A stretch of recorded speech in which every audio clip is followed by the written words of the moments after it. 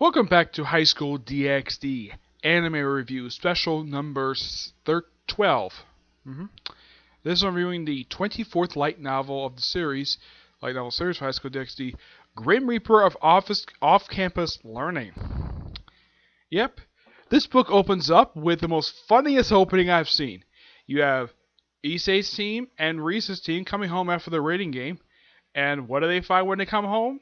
Why, Issei's parents hosting his future in-laws. Yep, we have Reese's parents. We have Irina's both parents. Yeah, her father. This is his third appearance in the light novels. For her mother, this is her first appearance in this one. We have the return of, even though he was just seen 2 books back, Aniko's father and Zenobia's guardian. And of course, all planning about where they're gonna have their weddings. Like Zenobia wants to have hers in the Vatican. Irina wants to have hers in heaven. Azia wants hers definitely in Japan. They specifically say where in Japan. She wants in Japan. Reyes wants it in Kyoto because she loves that city. Yep. It's a particularly funny bit. It takes the first 2 chapters of the book, but it's really good. Of course, this book is also noteworthy for the introduction of 2 new moves from Issei. And plus also there's a side plot involving some character development for, believe it or not, Kino-chan and her sister. Yeah, they get some character development here as well. Yep. Where it's revealed of the reasoning where there are people after them. Who's after them, mind you? Why, it is Hades. And apparently there's another guy named Pluto, even though they're actually supposed to be the same person. Even though it's strange, though, in this continuity, where Pluto and Hades, who are generally considered to be the same person, Pluto just another name for Hades, in this continuity, Pluto and Hades are 2 completely different people. I have no idea why the writer thought this was a good idea. It's very bizarre. And of course, when he fights one of the villains of the book, who is, by the way, not Vale. Vale himself does participate in a raiding game against Reese's team, which Reyes also debuts a new move. Well, she kind of merges with Gasper in his Dark Beast form, forms like an armor like her cousin did during Book 10, when he merged with his pawn, formed sort of this Lion Crimson armor. Yeah, though after a while of using it, she nearly dies. Yes, she nearly falls to exhaustion, so she basically retires from the game. And the game itself was actually really well depicted in the book. Yeah, just a regular raiding game, just fighting here and there. Though, she had to lose, and also, after Issei, defeats the villain, he defeats the villain in the most awkward way possible. Apparently, when he goes to his imperfection, he's asked to go all out against him. So he goes to his pseudo-dragon purification form, deflection form, dragon deflection, and he also gets a tail with it too for some reason.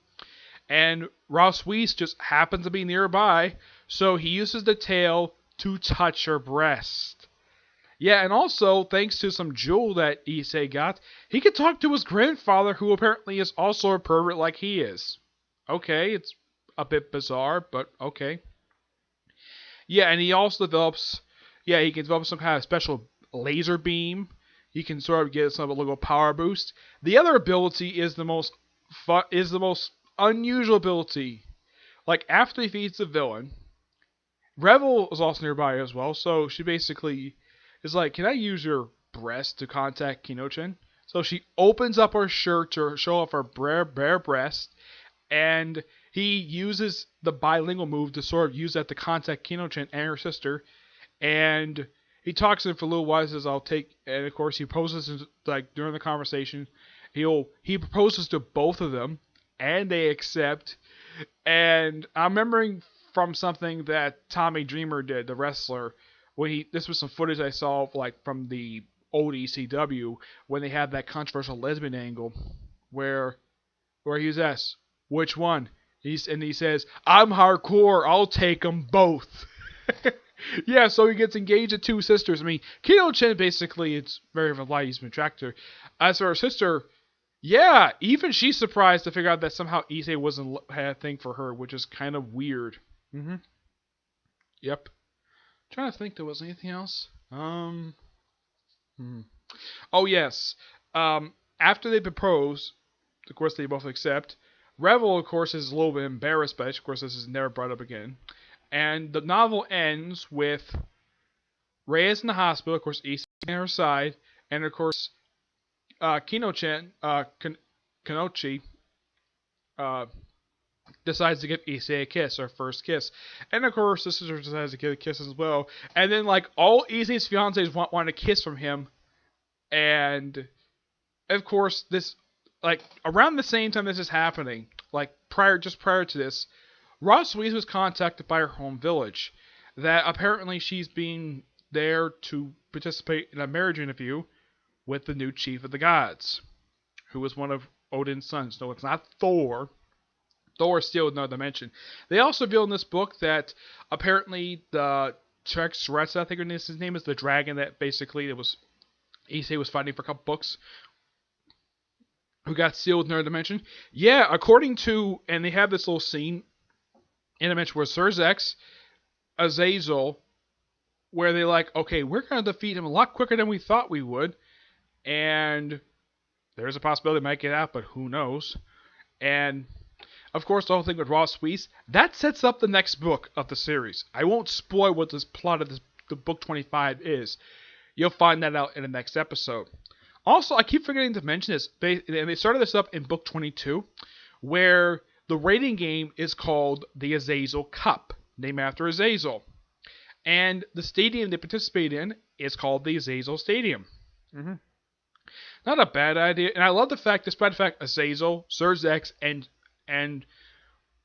the Archangel Michael are still in the dimension. They got replacements. They still continue the three-way the three great power alliance, which I appreciate the fact that all these characters still have that alliance, because even they agree having their war would be stupid at this point, especially since they get along really well, especially since they get along with a lot of the gods in this series. Yep. I'm trying to think though. I don't think it was in this book, but the little fox girl from book 9, she becomes a student at the Konshu Academy. She gets enrolled in elementary school, and not a bad idea for her, because if you look at her, yeah, she's probably the first girl introduced in the series who's not getting enrolled in the high school stuff. Elementary school is fine, at least Issei can still see her. I don't think that she's living with him. It's not stated as far as I remember. I don't remember if she is or not, but yeah. Also, Issei's queen doesn't really do much of anything in this book at all. So basically, if you finish reading this book, the only characters to get character development in this book is Issei. Ross Weiss gets some good character development. Kochen basically gets development as well. Her sister does. Kuroka, I think her name is. And also they have this thing during the rating battle between Team Vale and Ross Weiss and Reyes' team, where during one of the fights in the battle is Aniko versus LaFay Pendragon. And she tells her, just because they're friends does not mean she'll go easy on her. Though I think that from Aniko's point, from Aniko and thinking in her mind, though she doesn't say in this book, but she probably knows not to seriously hurt LaFay for two reasons. Well, because it will upset two people if she does seriously hurt her. One, of course, is her brother. Now, if Aniko seriously hurts LaFay, it will make her brother unhappy, but also Issei unhappy as well, because she is Issei's magician. They don't mention this book, but she is Issei's constant magician. At this point, it's only been a good 7 books since that ceremony, since that contract was signed, where she is officially Issei's official magician. And they don't show Issei's his office in this particular book. They did it in the last book. Not in this book, surprisingly. It's mostly just at Issei's house. Yeah, most of the book is either at Issei's house, on the battlefield, or at the raiding game. That's mainly where this book is taking place. But this overall was a really good book, and great development and great progression of the book forward. Yeah, so at the start of the book, Issei had 5 fiancés. At the end of the book, it's now up to 7. Unknown if he proposed to Revel or not.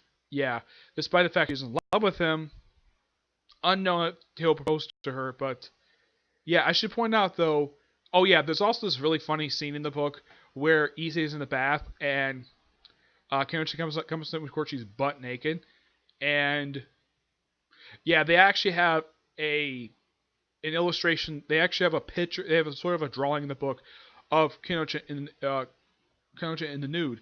Also, she sort of changed her name back to Sharon, which was her original name. So in public she'll be Sharon, in private she'll be Kenichi. It's kind of confusing that she was still called that. Of course, Issei can still call her either name because she allows it. Revel Shield doesn't have to use the honorific because they're close friends anyways, which I do appreciate the fact they're actually close friends because in the same age and the same year. Though I think that the start of the current school year, they're both second years and Issei is a third year. Yeah, these following characters are now third years. Issei, Azia, Zenobia, and Irina. Yeah, these four are now. Oh yeah, and Kiba. Kiba's in the book. There's a whole chapter. I think. Yeah, I think there's one. As far as I can tell, he's in the book. He doesn't do very much, surprisingly. Yeah. Otherwise, though, this is just a really just damn good book, and I do highly recommend to people who are fans of the series. So there's one more book left to go of the original book series, and I'll review that in special number 13. Probably won't be coming out today, though. From the site, one of the sites I use it, I read these light novels on. For some reason, they only had they had the prelude chapter and the first two chapters of the book. They don't have the whole book. Look up the other site I use. Has the entire book there. Now, there's also the question if I'm going to review the spin-off books, the 4 books that has the short stories and the 2 prequel books to this series.